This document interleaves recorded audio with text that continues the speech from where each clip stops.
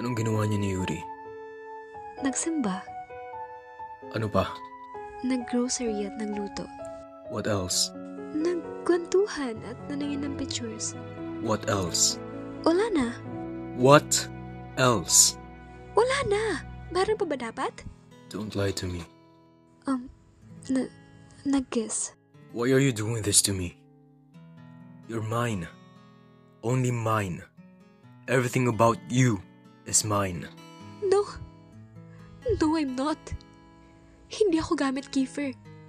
Hindi mo ako pagmamayari. Why? Because you like Yuri? Oo. Kaya nga tinanggap ko yung alok niyang kasal. Liar.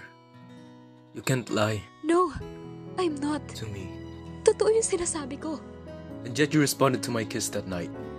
You responded to my touch and you moaned my name. Tapos sasabihin mo, gusto mo si Yuri? Eh ako, ano ako sa'yo? You almost gave yourself to me. Sige nga. How come that Yuri's the one you like? Oo na. Hindi ako sigurado sa nararamdaman ko. Pero alam kong yun yung dapat. Pagkakamali lang na muntik na akong bumigay sa'yo. You choose Yuri? Why? Because of that fucking engagement? Hindi. Then why? Kasi yun ang tama. Hindi ko kayang isipin o makita nasasaktan si Yuri sa parehong dahilan. Kaya kahit hindi ako sigurado tinanggap ko. Gusto kong maranasan niyang maging masaya.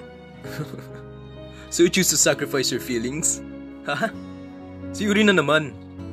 The oh-so-genius kid. The good boy. The heir of Hanamichi. Yuri who's loved and cared for by a lot of people. Why is it him again? Lagi na lang ba? Akala namin patay na si Percy. Siya ang unang inalala nila sa amin. Pero ako, ano? Nothing! Lahat na lang sa kanya. And now, even the woman that I love. Me, who doesn't have a mother by my side. A father who will guide me. And I'm taking care of my siblings for so fucking long. Wala man lang nagtanong kung okay ako. Pero siya may galos, halos isugod nila sa ospital.